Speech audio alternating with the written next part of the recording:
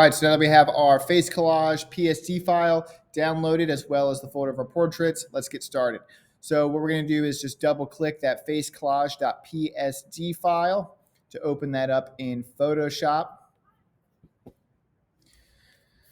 Once this opens up, notice how it is just a blank document. So it's all blank. What we're going to do is add our images to this, and then we'll go at it one at a time. So let's go ahead and open up those portraits.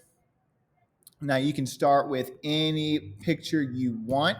So we'll go ahead. I'm going to start with this person here and just drag them into my document. So all I'm doing is click, holding, and dragging that into my Photoshop workspace. Now, once we get it in here, it doesn't have to take up the full space. I'm just going to go ahead and click return on my keyboard, and that's going to place the image there. The big part is hitting return on your keyboard to get that image to stay there. Notice how it made a new layer. That's what we're looking for.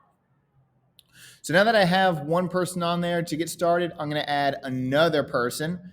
So I'm going to go back over to my folder here, and I'm going to grab, we'll grab this person here. And I'll click, hold, and drag them onto my image as well. Now I'm just going to go ahead. I'm going to move them kind of down a little bit and click return on my keyboard.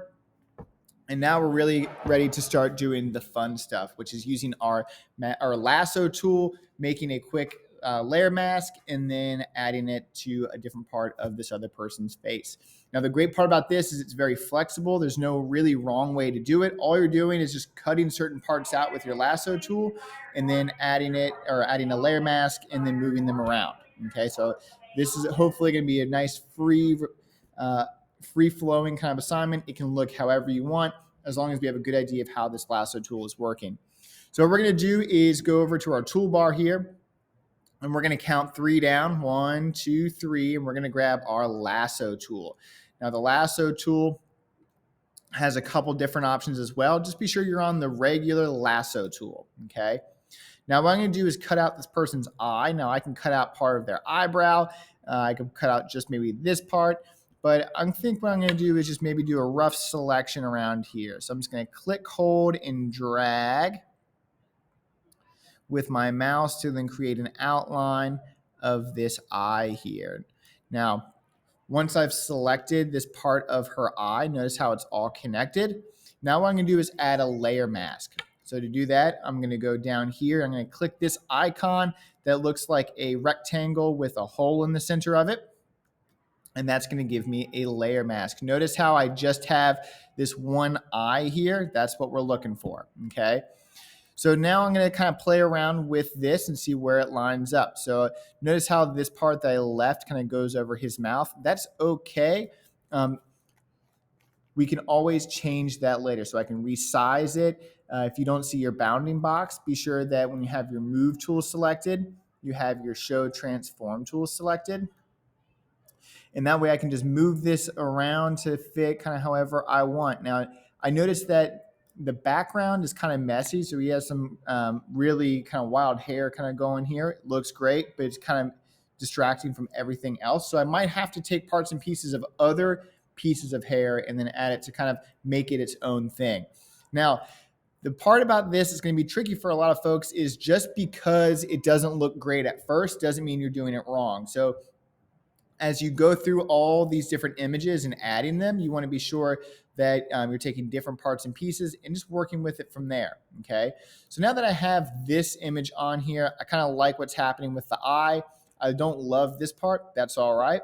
What I'm going to do is, for now, I'm just going to lock this layer as well as this layer so I don't have to worry about those moving on me as I start getting into other aspects of the photo. Now, you want to be sure that you are renaming these. So, for example, I don't know what this one is necessarily. So what I'm going to do is just double click this and rename it left eye so I know what part of the image that is. Now, right now it's easy to tell, but the more once we add all 11 images in here, it's going to be very confusing.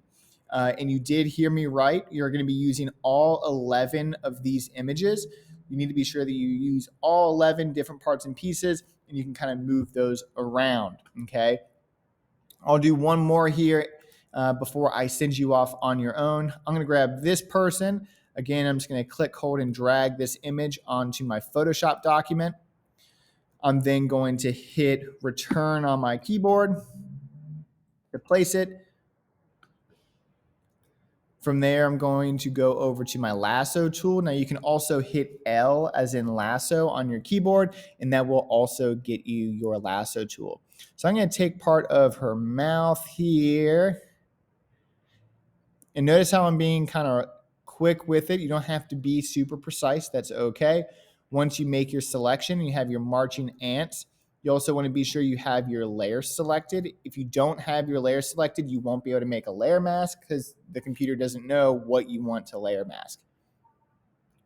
And then now notice how I have this happening here. So I have the lips of this person onto this guy here.